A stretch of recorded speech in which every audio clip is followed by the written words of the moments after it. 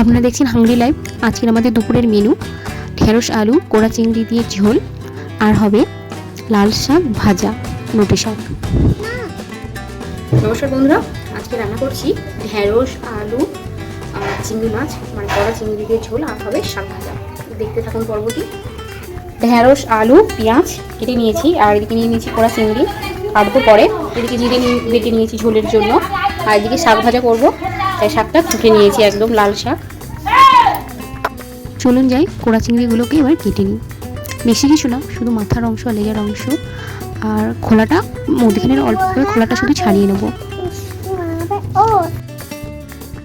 গ্যাসটাকে জ্বালিয়ে দিই,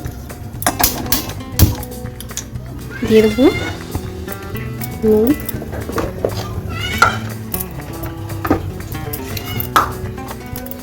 দিয়ে দেবো এক স্বাদের মতো লবণ, একটু লঙ্কার গুঁড়ো নিচ্ছি,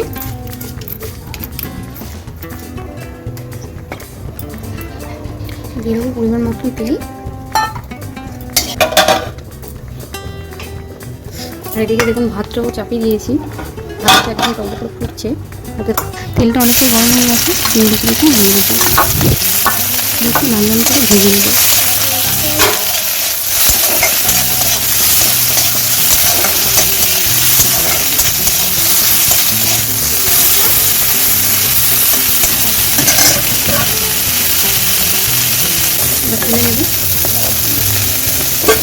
এগুলো ভাজা হয়ে গেছে, তুলে নিলাম।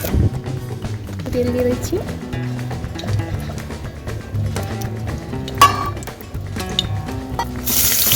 গরম হয়ে গেছে, পেঁয়াজগুলোকে দিয়ে নিয়েছি, একটু লাল লাল করে ভেজে নেব।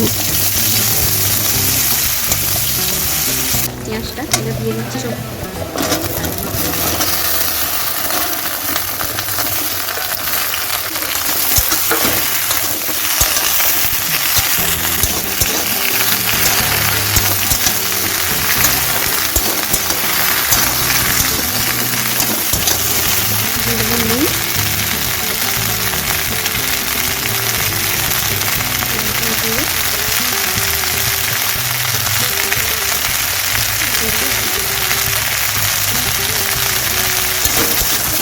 নুন, হলুদ, লঙ্কার গুঁড়ো দিয়ে ভালো করে কিন্তু ভেজে নিতে হবে ঢেঁড়স আলুগুলোকে। দেখুন ভাতটা কিন্তু আমার অনেক হয়ে গেছে, হয়ে গেছে, নামিয়ে নেব। হয়ে গেছে ভাত, নামিয়ে নেব।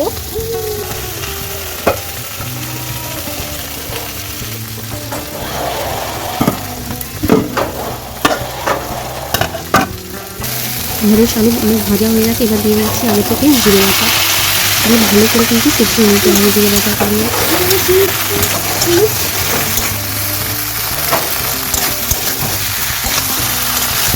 এখানে কিন্তু আমার অনেকটা কমপ্লিট হয়ে গেছে। এবার দিয়ে দেবো জল, সেখানে আমি ঠান্ডা জল ইউজ করছি। পরিমাণ মতন আলু ভালো সেদ্ধ হবে, তো সেরকম মতোই জল দিতে হবে অনেকটাই পরিমাণে। ঢাকা দিয়ে দিচ্ছি। চলুন যাই, ঢাকাটা খুলে দেখি অনেকক্ষণ হয়ে গেছে কিনা, আলুটা সেদ্ধ হয়েছে কিনা। আলুটা সেদ্ধ হয়ে গেছে, চিংড়ি মাছটাকে দিয়ে দেবো।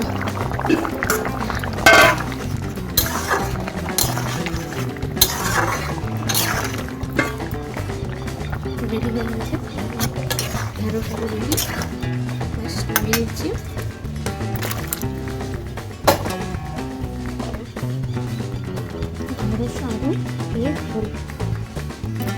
এতটাই ভালো রান্না হয়েছে, মানে একদম সাদা মাটা, সবাই খেতে পারবে, বাচ্চা থেকে বয়স্ক সবাই।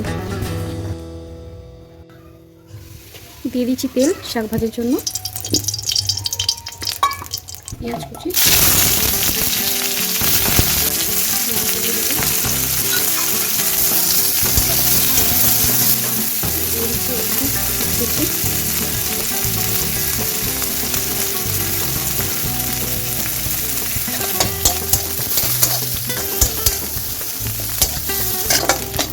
পেঁয়াজটা একটু ভাজা ভাজা হয়েছে, দিয়ে দেবো শাকগুলো।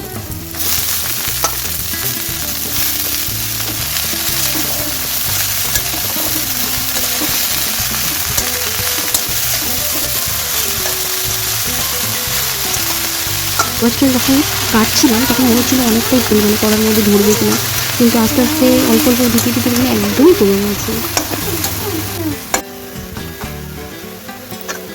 সাথে আমি নুন একটু পরিমাণ মতন দিয়ে নিয়েছি, দিয়েছি খাজা কালার একটু ঝরঝরে করার চেষ্টা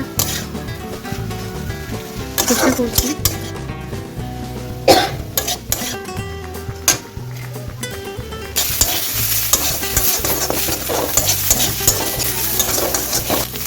হয়ে গেছে আমার শাক ভাজা কমপ্লিট, এবার নামিয়ে নেব। আর দেখুন কতটা কমে গেছে, অনেকটাই, মনে হচ্ছিল অনেকটাই হবে, তো একদমই কমে গেছে। খেতে খুব সুন্দর লেগেছে, রসুন দিয়েছি, পেঁয়াজ দিয়েছি, খেতে খুব ভালো লেগেছে। শাক ভাজাটা লালটা ভালো হয়েছে এবং সাদা মাটা।